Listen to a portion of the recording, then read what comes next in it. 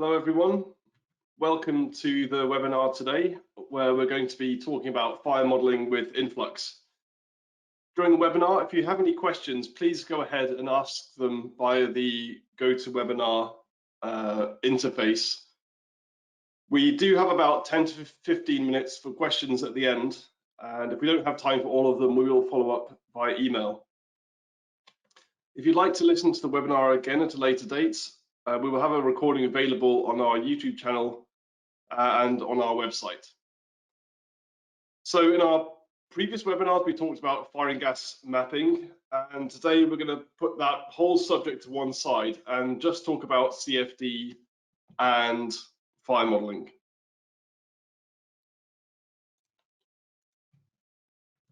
A bit about me before we start. If you don't know me, my name is Oliver Haynes. I'm the co-founder of Insight Numerics and the lead developer of Detect3D and inFlux CFD software. I started my career in technical safety consulting, mainly focused on CFD projects, but my real interest is in developing CFD codes. I'm really interested in seeing what CFD can do in the field of oil and gas safety and trying to push the boundaries of what's possible. Before oil and gas, I got my PhD in CFD from the University of Manchester and my master's in aerospace engineering. In 2013, I started Insight Numerics with Alan Miller. As a company, we develop two software products, Detect3D and inFlux, and we devote 100% of our time to that development. Both products are very popular, very widely used. We supply all kinds of companies, right from the biggest oil majors right through to the engineering companies and consultancies, from the largest consultancies to one-man bands. So we're going to be looking at inFlux today, and I think many of you might be aware of inFlux, but I did want to briefly introduce it for those that may not be too familiar with it. At the very basic level, inFlux is CFD software that can be used for ventilation, dispersion, and now fire studies. So it's got all the benefits you expect from CFD, namely that it can handle the complexities of real-world fluid flows with very few simplifying assumptions. But it's packaged in a way that makes it very, very simple to use. The way that we've made it so simple is through automation. inFlux is highly automated. Virtually all of the CFD decisions are handled automatically, such as domain sizing, meshing, numerical setup, boundary conditions, and much of the post-processing as well. The reason why we've hidden the complex details is to expose the benefits of CFD to a wider audience that traditionally has not been able to access it. The software doesn't require any CFD expertise to use. About 50% of our customers, I would say, have never used CFD products before or have any knowledge about the technical aspects of CFD, and yet they're running large-scale projects with inFlux and utilizing CFD technology. We've developed the software really to work with your expertise. I see it as our job to do the CFD work and yours to do your project. inFlux is, of course, validated. We've done many validation studies over the years, including fire modeling, many with industry partners. So you can really trust the results that you get from inFlux. Our goals today are to look in particular at the fire modeling capabilities of inFlux and to show how you can run your own fire CFD projects using jet and pool fire simulations. The fire modeling capability is one that we released earlier this month, so it's still very new. It's been in development for at least 3 years. but it's been integrated into all of the kind of advanced features that inFlux has. So although it's quite a new capability, in a sense, it's also quite advanced because all of the features that we've developed for dispersion modeling are now can be used for fire modeling as well. So we will be looking at some of those features in the demo later. We've got 2 demos, one of the basic features and one of the risk analysis. But before we get into that, I do want to invite everybody to take a quick poll, which should now be coming up on your screen, just to see everyone's experience with fire modeling. When we did this last night, it was pretty interesting results.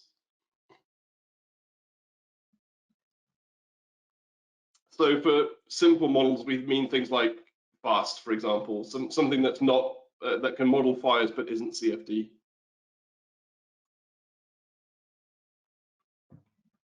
All right, I'll keep that open just for a few more seconds.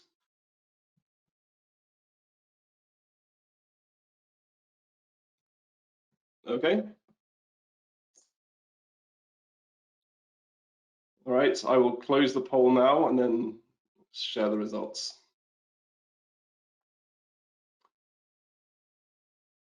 So this is quite a typical result. I would say that when we had this last night's webinar, it was a bit more biased towards the simple models. But certainly the majority of engineers, I think, are probably more familiar with simple models for fires. Either they've used both CFD and simple models or just simple models. And I think part of the reason for that is kind of underpins why we made inFlux in the first place, to try to get more people to use CFD for fire modeling.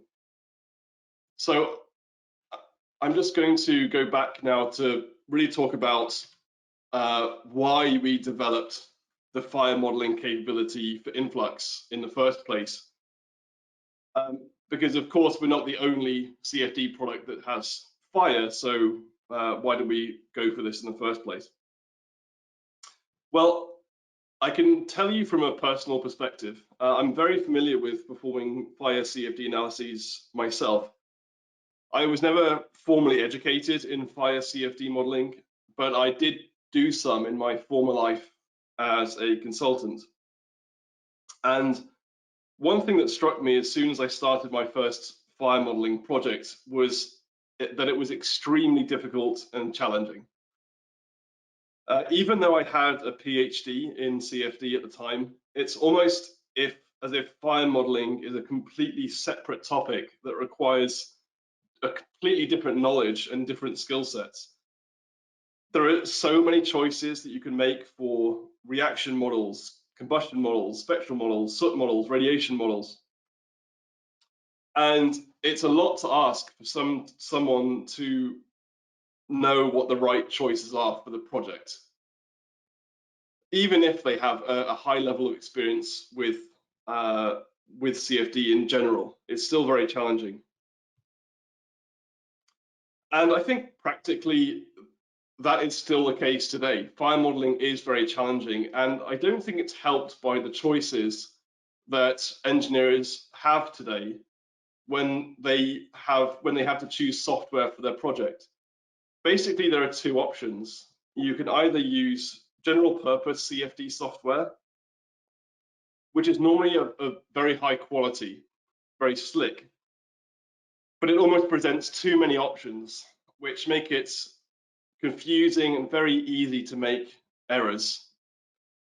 The other option is to use specialist fire CFD software that we have in our industry. But to me, these software products are really out of date. They look 20 years too old, and I think that we need a bit of a refresh in terms of what we can use in our industry for fire CFD modeling. So we wanted to integrate fire into inFlux according to our design principles that have really guided our software development to date.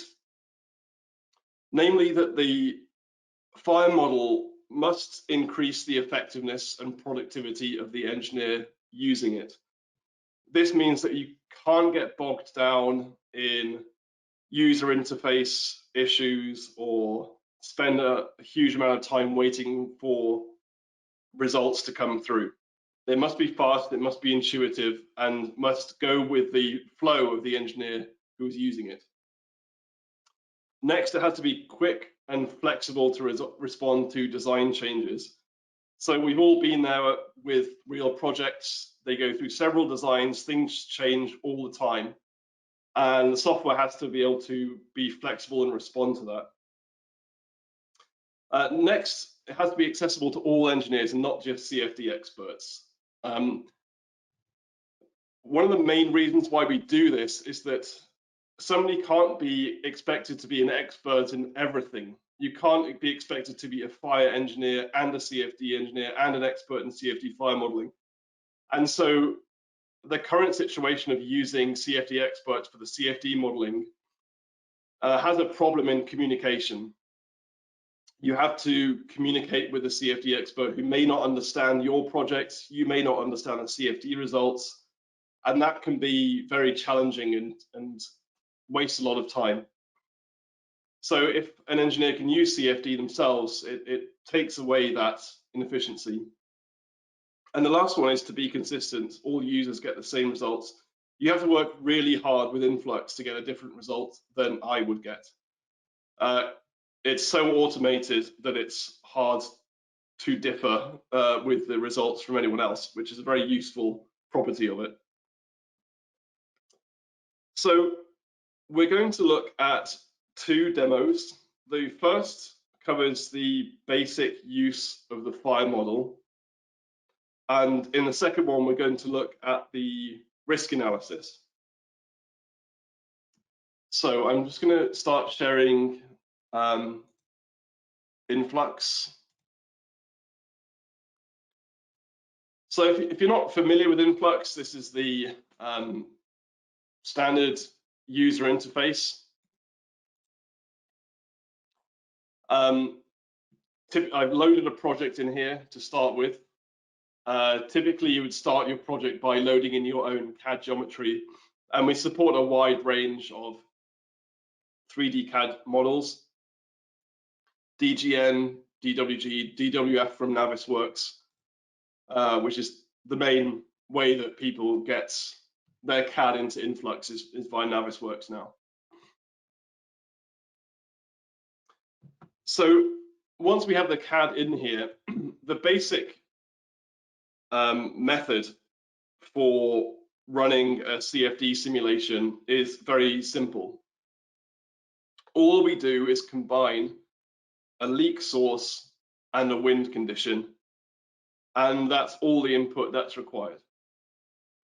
So with the wind condition first, to set up a wind condition, it's very simple. You just right-click on ventilation simulations and go to add. Then you can simply choose your wind speed and wind direction.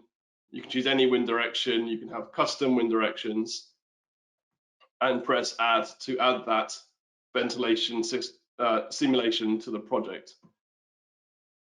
So what that's doing is now it's running a CFD simulation to generate the three-dimensional wind field around this particular site. The fire modeling simulation, when we start it, will then respond to that wind field and interact with it. So you'll get the plume being transported downstream or any other kind of effects that you would get from the wind field. You can see a previous example I ran to get an idea of the wind, in this case, coming from right to left on the screen. You can see the complexities of how the wind goes around the sites. You can get recirculation regions, all of that. And this is a 3D model, so it has the vertical velocity component too, and also changes with height. You can see as I'm moving up the vectors here, how the flow changes.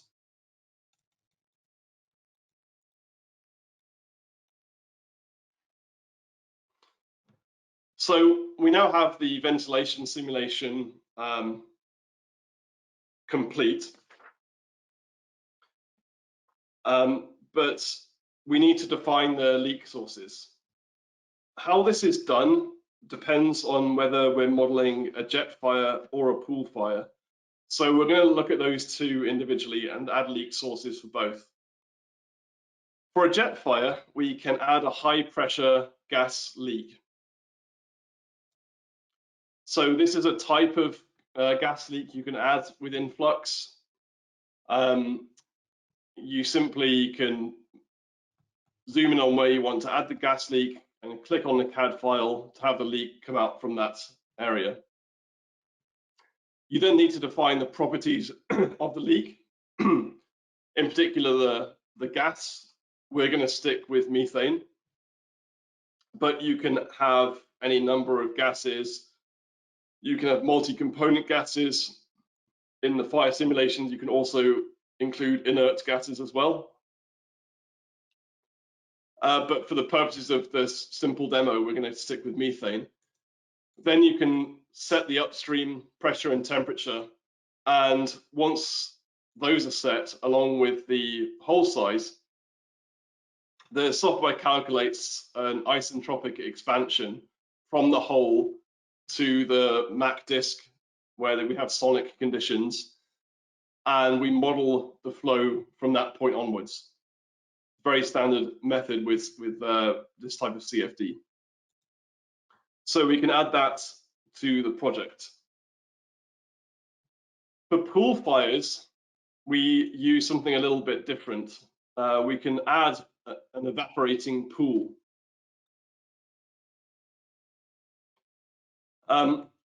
We can set the location of the pool very simply. You can see here, and the size of the pool, as well as the liquid used for the pool. We have a liquid database. And for the evaporation rate, so this is kind of like the flow rate, the vapors that will emanate from this pool and ignite. You can set that to have inFlux calculate that automatically, which is based on empirical correlations for pool fires. Or we can use the user-defined settings for a mass flux. I'm going to stick that as automatic and add that to the project. And we have the circular pool source. We can also have non-circular pool sources. We can have really any shape. Here I'm just going to kind of give an example of a shape that you can have as a pool source and add that to the project. So this is kind of useful for kind of bunded areas or areas that have walls. So you can basically have any shape of pool that you want. Now, we've defined our leak sources. We can actually use these leaks for either dispersion or fire simulations. But as we're talking about fire simulations in this webinar, we're simply going to add a fire simulation by combining the wind condition, this is the wind condition we added here, and the leaks that we have created. We created those 3 leaks. We can do things like transient simulations. You can also have transient boundary conditions like blowdown or shutdown included. But for now, we're just going to keep them very simple and add them to the project. And now we have the fire simulations running. You can see them here. So the overall point is here that it's extremely simple to set up and run the jet and pool fire simulations. All you really need to know is the properties of the leak, and that's about it. So that's the same information that you need for the simple models. So all of those that responded that they've used simple models for fire modeling before on the poll, you can now use CFD for fire modeling. You just need those same inputs that you use, and you can put them into inFlux and start getting the benefits of running CFD fire models. Now, I did mention that a lot of the complexities of the CFD model are hidden under the hood, but I do want to talk about those complexities very briefly for those that might be interested, because the simplicity of the user interface doesn't mean that it's simple under the hood. In fact, it has to be very smart under the hood to make it simple. So as this fire simulation is running, we can pull up the simulation monitor, which tells us a bit about what's going on in the CFD model. The first thing is that the domain, which is where we're solving the CFD equations, has been automatically defined.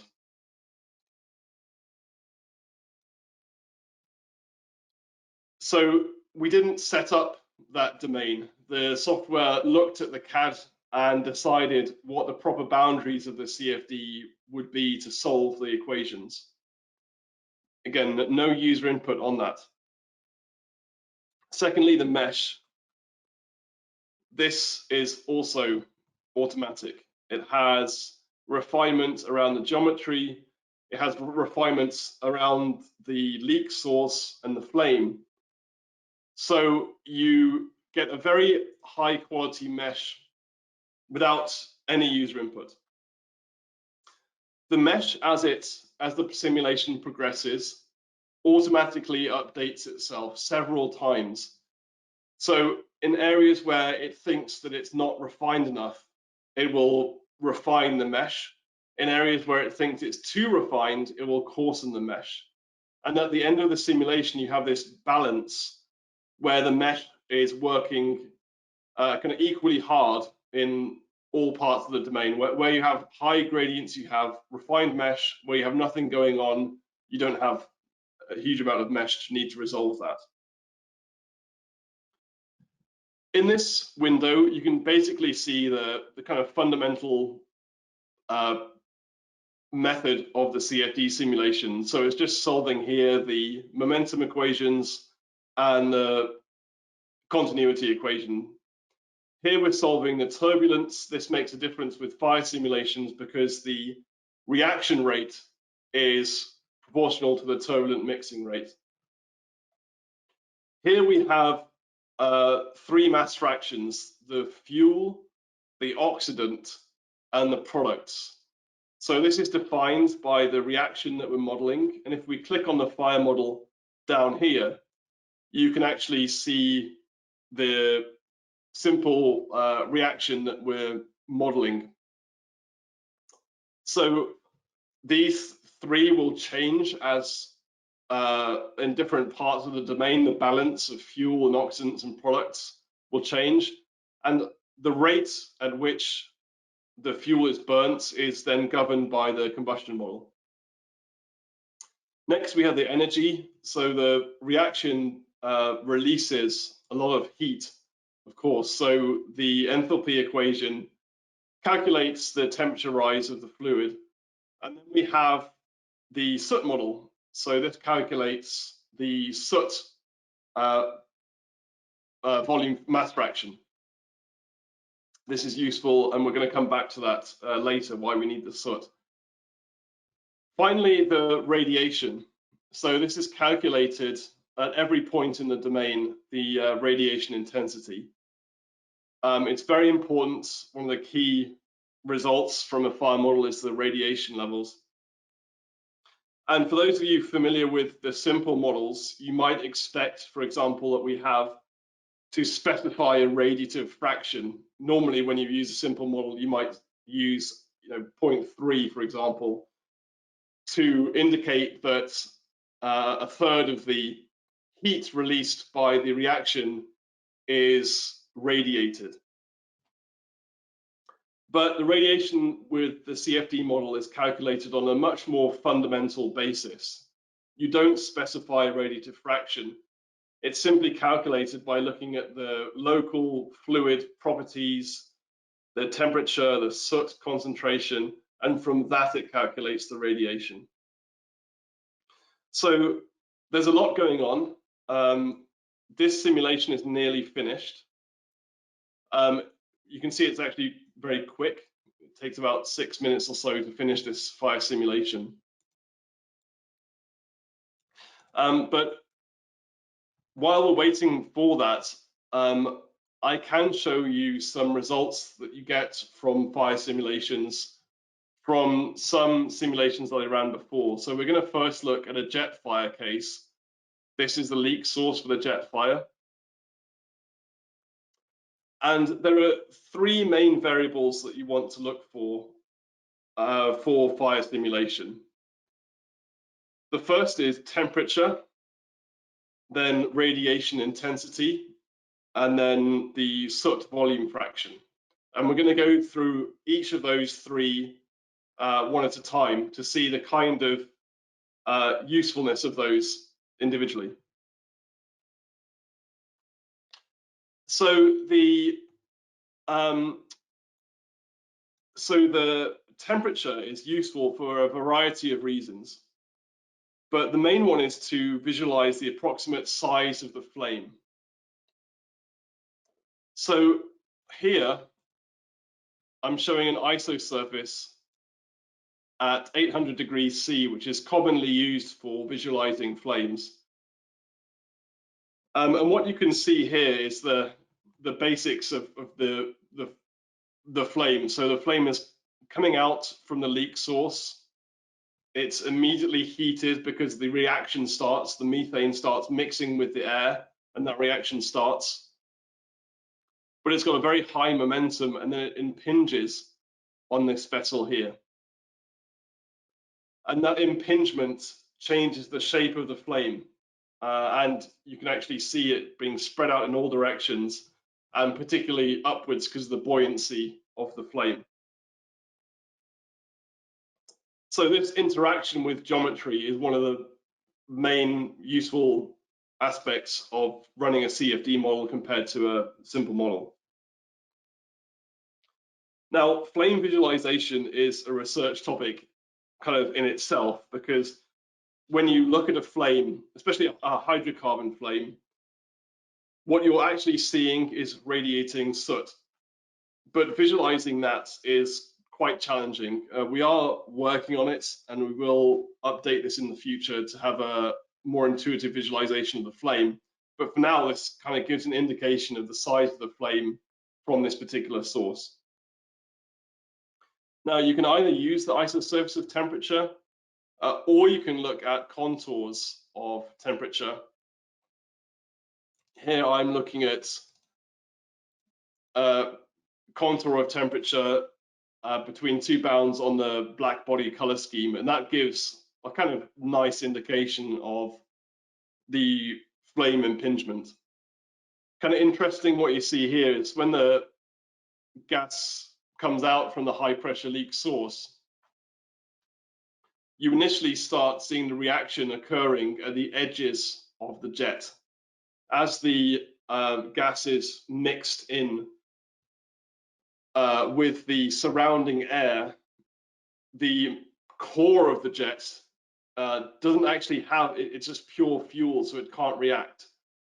And it's only until further downstream, where you have more turbulent mixing, that enough air gets into the core of the jet to start the reaction there. This is something that you see on the validation data, and something that is well reproduced with inFlux. Now, when it comes to flame liftoff, again, it's important to remember that the reaction actually starts immediately, but the liftoff is caused by a delay of soot being produced by the flame. So soot isn't produced in large enough quantities close to the flame to radiate, and only some distance downstream of the flame do you get high enough concentrations of soot to radiate. and that kind of causes the apparent view of the liftoff of the flame. So kind of interesting little dynamics there. You can also see this not just for the jet fire, but the pool fire as well. So I modeled a pool fire here under one of these vessels, and you can see the temperature of the pool increase above it. The air is kind of being drawn into the pool fire, and the flame is then impinging on the vessel as well. So back to the jet fire. The next variable that I'm going to look at is radiation intensity. So here I'm showing an isosurface of the radiation intensity at a value of 5 kilowatts per square meter. Now this is calculated in 3D, so you can change this value to whatever you want. If I make this 10 kilowatts per square meter, it will update the size of this isosurface, and we should see it coming in closer to the flame. There we go. So we can relate the radiation intensity to different responses, be it a structural response or a human response, and kind of get an idea of the impacts that the flame will have through radiation. So the radiation is calculated including obstructions. So any kind of wall or geometry that is in between the flame and a point will cause the radiation to be blocked. It's actually most easily seen on the contour of radiation intensity. So this is just a contour showing radiation intensity between 1 and 10 kilowatts per square meter. Just on a different color scheme again. And as you move that contour up, you can kind of clearly see the blockages of the intensity by the equipment, by the geometry.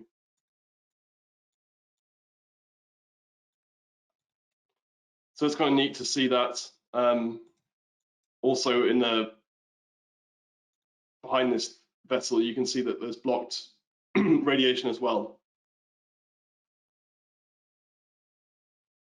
So again, very useful, a very big advantage of using CFD over a simple model. If you have a firewall, for example, you'll see radiation in front of the firewall on the side of the flame, and then behind it, you won't have any radiation at all. So the final variable I'm going to look at is the soot volume fraction. So here is the soot volume fraction at a certain level that's related to a kind of visibility of about 4 meters.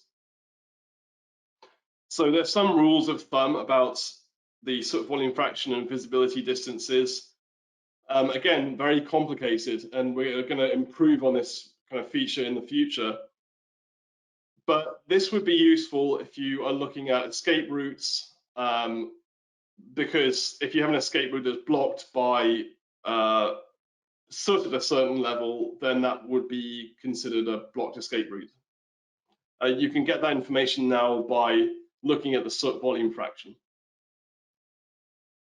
So all of these variables can be visualized, as I've shown, using isosurfaces and monitor points. Sorry, isosurfaces and contours. But you can also use monitors to get information in the simulation as well. Monitor points are used where you want a spot measurement of some variable. Lines are used where you want information along a line, so a minimum or maximum value or an average. And you can use monitor regions for volume-based data. So typically this is used a lot with gas dispersion, where you want to look at the gas cloud size, for example. But you can also use it to get the volume, for example, of a 5 kilowatt per meter squared radiation intensity.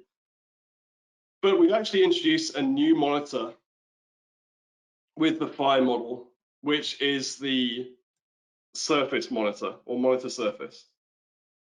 So we can define a new monitor surface very easily just by clicking on the surface in the CAD model and then adding that to the project. And here you can see I've got 3 monitor surfaces representing 3 vessels.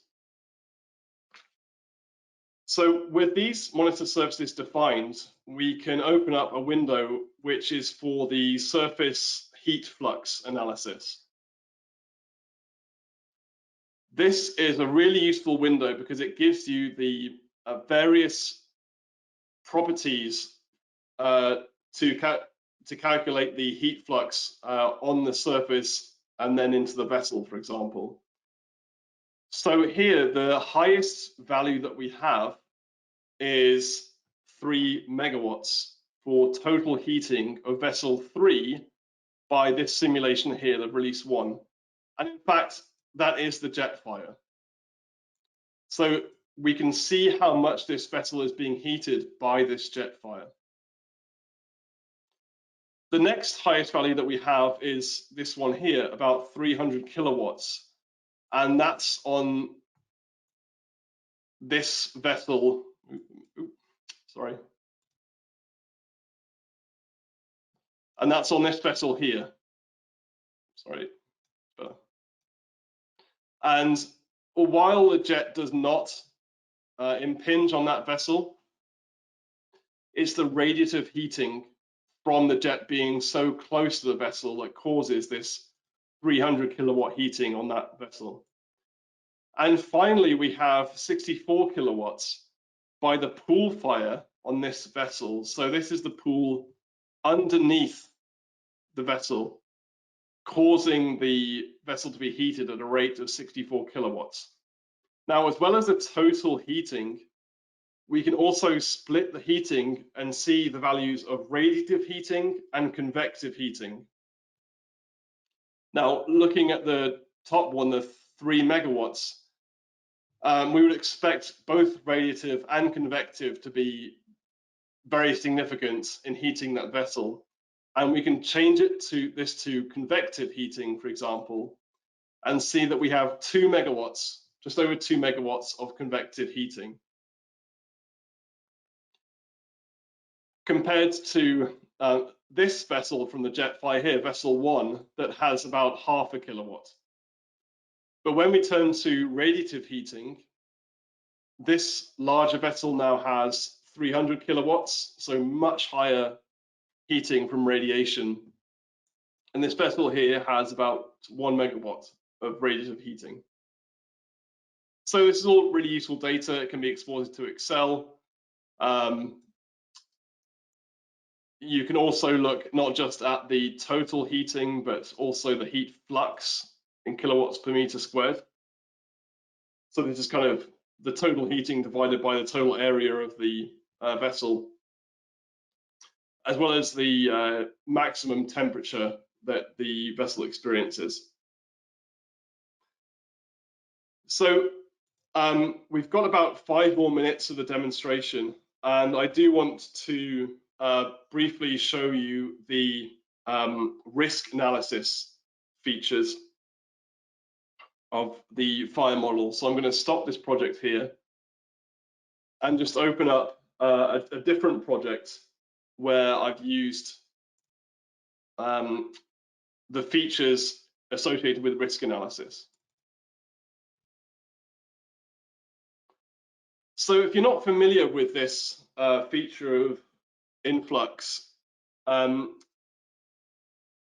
we have made inFlux usable with projects involving hundreds of simulations, even thousands. For example, for risk-based gas mapping projects, sometimes we have 5,000 to 10,000 simulations in a single inFlux project, which is quite normal, and the software can handle that quite easily. For fire projects, you can do exactly the same. You can run very large projects and start getting risk-based data for the project. To do that, we don't go through and individually add leaks and individually add wind conditions. Instead, what we have is a kind of glorified spreadsheet that shows different leak sources. These have to be defined. We've got all the properties of the leak sources, but importantly, you can assign a leak frequency to each leak source. You could do this with jet fires, you could do this with pool fires. Now, those leaks are then combined with a windrows. The windrows I've set up here is very basic, just for the purposes of a demo. But you can make much more complicated windroses. So that gives you your wind direction and wind speeds and their probabilities. And you can combine all of those with to get the full matrix of scenarios. So each scenario involves one leak source and one wind condition, and you can get an overall frequency of that scenario. Once you have that matrix of simulations complete, you can just add them all to the project. And that's what I've done here. So there are, in this project, 160 scenarios. That's on the small side. But you can see here that the fire simulations are now all complete, 160 scenarios. Now, when you run this type of larger projects, you can either run it on a single machine, or you can use inFlux Solve, which is our software that is used for distributed computing. So in this example, we ran these simulations on multiple virtual machines. And in total, about 165 simulations took about 4 or 5 hours to complete the whole project. Now, once we have the fire simulations complete, we've now got a huge amount of data. Every fire simulation has a flame, every fire simulation has radiation data, and to get all that in a usable form for risk-based analysis, we use a risk data set.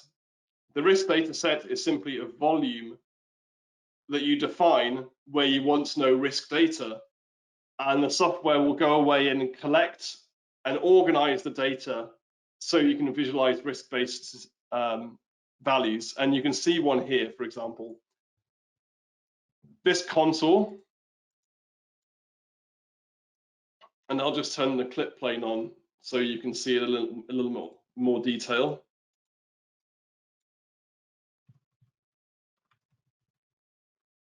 So this contour shows exceedance of 10 kilowatts per meter squared by frequency.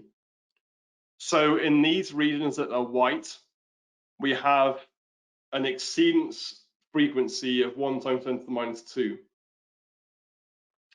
Now this is all 3D data, so we can actually move this contour up and down through the domain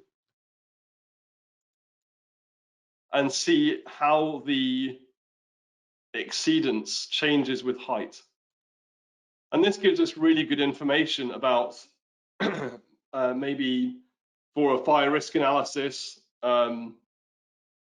you can see this information being pretty useful. So as well as showing these exceedance contours, you can also get risk-based data on monitor surfaces. And here I defined 5 monitor surfaces covering 4 vessels and then 1 wall. So this might be a firewall, for example.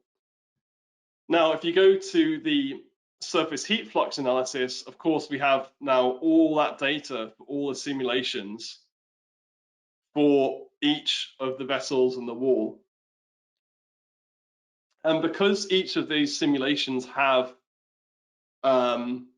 associated frequencies, we can actually plot exceedance curves.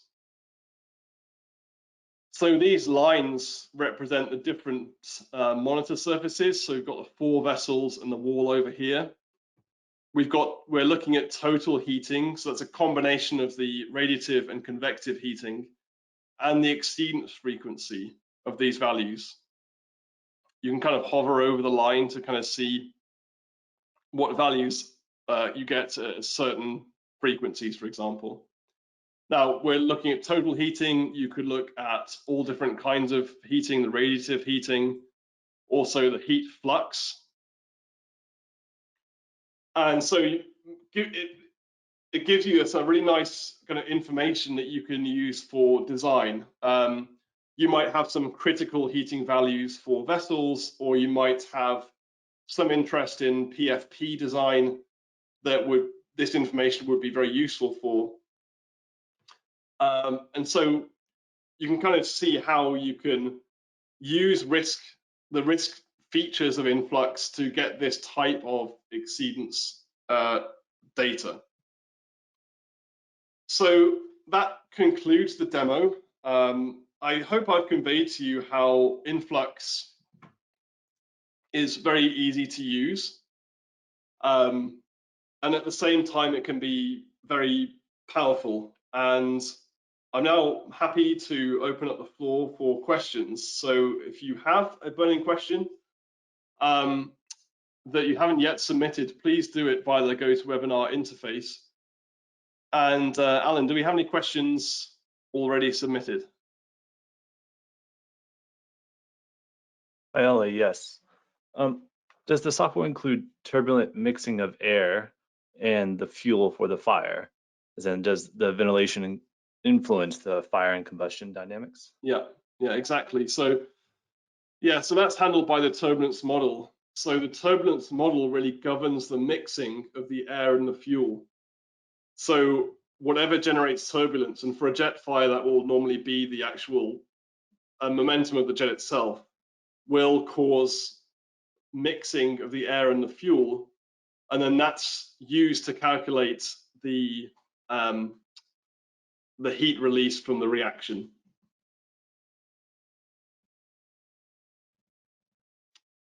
Any other questions, Alan? Yes.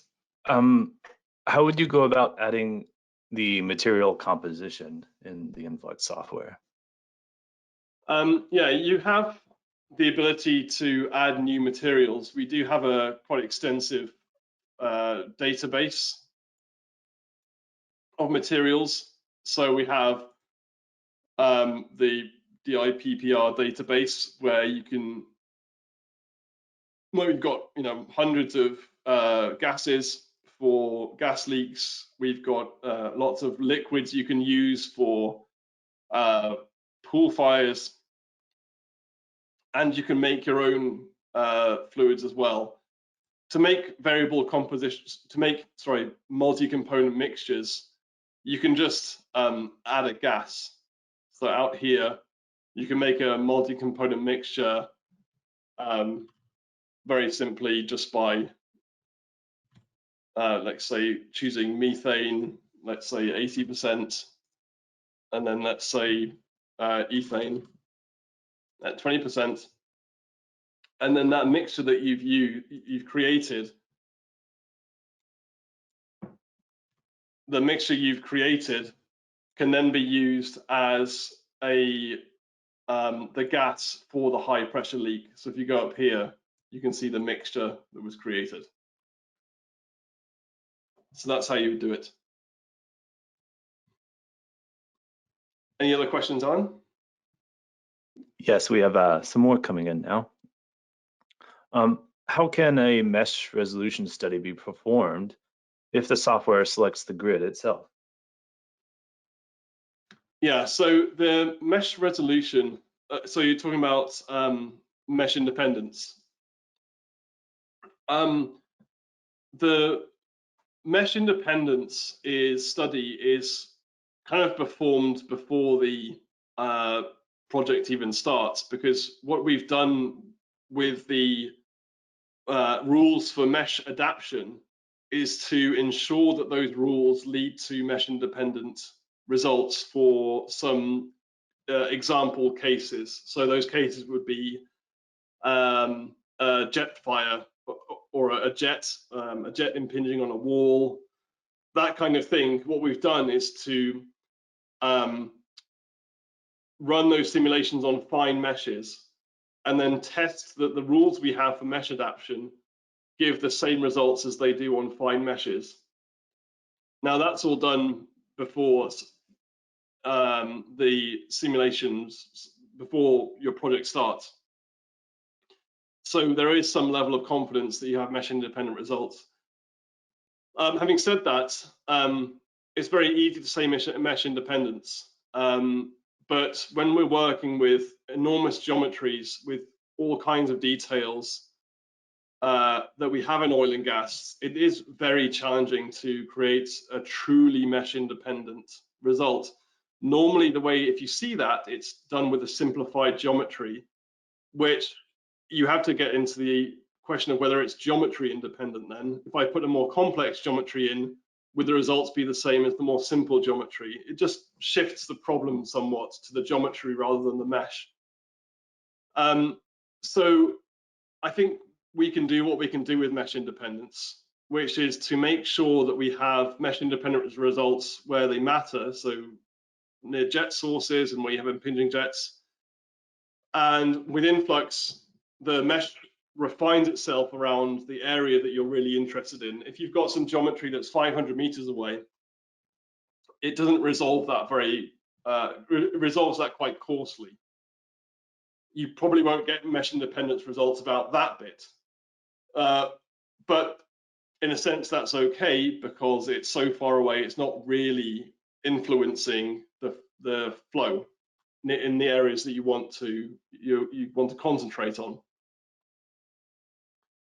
So that's a kind of roundabout answer. Very interesting question and interesting subject. Do we have any more questions, Alan? Yes. So for pacifier protection studies, maybe, is it possible to define specifications for the monitor surface, like define the material? And then if that's done, can you also maybe draw or paint one of those contours on the surface itself? Yeah, so having the contour on the surface is a feature we're currently developing. So that's going to be out very soon. I personally want to see that as well myself. I think that'll be a neat little visual, and it will show the variation of heat flux on one side of a vessel versus another, or on one side of a structure than the other. In terms of PFP and material properties, that's absolutely in our development. We really want to kind of build on the build out those type of capabilities as time goes on. So I mean, generally what we tend to do with inFlux, and you can see this a little bit with the gas detector optimization, the gas mapping, we have kind of specialist user interfaces for certain types of projects, and we keep these things a little bit more hidden from the general purpose of the software. But if you wanted to really look more into PFP design, our goal is to kind of develop a bit of a user interface where you can test different material properties on the surfaces and kind of optimize how they those properties and how the structure responds. So that's something we're going to add in the future. And PFP is not my area of expertise, so as with a lot of things with inFlux, we'll be looking to our customers to really help direct us on what's going to be useful for that type of application. Any other questions, Alan? Yes, I think we got time for a couple more. With the pool fires, so right now it just looks like static pool fires, but are there any plans for maybe a dynamic pool fire modeling? Yep, absolutely. You can do dynamic jet fire modeling right now, so you can model depressurization and that kind of thing for a jet fire, but for pool fires right now, they are static. A few things that we're developing that are going to be in the software very shortly is going to be you'll be able to set a total mass of the pool, so eventually it will burn itself out and reduce in diameter over time. As well as that, we're kind of thinking of allowing the user to kind of make a storyboard of pools. The pool might be flowing from one place to another. It might be being supplied by something, so it might be getting bigger over time. So we're kind of allowing the user to say, at this time, use this pool, at this time, use the next pool, and at a different time, use another pool. So we're allowing them to use that kind of transient pool. That's not in the software right now. Again, that's going to be in very shortly. Maybe one more question, Ellen. Okay, let's try to combine maybe these two. They're similar. So what radiation model is being used to calculate the radiation, but also what equation does the software use to calculate the physics and thermodynamic properties for the mixture? Right. So start with the radiation first. The radiation uses the discrete transfer model. It uses it in a way that's, I think, an improvement on how you typically see the discrete transfer model written up in literature. Normally in literature, you see a discrete transfer model. For those not familiar with the discrete transfer model, the idea is that you have rays that pass through the domain, and these rays, as they pass through, kind of increase their energy depending on if they pass through hot regions and regions where the gas has a high absorption coefficient. And basically, as all these rays kind of converge on a point, you kind of sum them up to get a total radiation intensity. Normally see that in the literature being reported as discrete transfer model being applied at a surface and radiating through the domain. In our discrete transfer model, we have rays being calculated at every single point in the domain. We use 1,024 rays per point. These rays include they're calculated where they intersect the geometry. So it's a very accurate radiation model, not only because it does it in all points of the domain, not just on the surfaces, but it also uses 1,024 rays. To give some idea, the kind of default values in commercial software is 16 rays typically, or 32 rays. A high number would normally be 128 rays. So we've kind of gone beyond that to include 1,024 rays to make the radiation model much more accurate. In terms of the thermodynamic properties of the fluid, well, for the gas, everything's assumed to be an ideal gas, so that gives you basically everything of your thermodynamic properties. If you're asking more about the radiation, the spectral properties, that's done using a weighted sum of gray gases spectral model.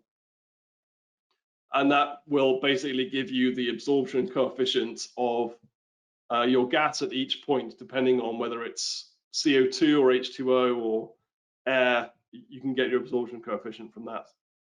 There's more on this in the theory guide. We've written all of the details of how the model works in the theory guide. So if anyone wants to really dig deep into how inFlux works, send us an email and we'd be happy to share the theory guide. Also, the theory guide is in the software. You can just go to the help menu and get the theory guide from there. So with that, I do want to bring the webinar to a close. I want to thank everyone for joining.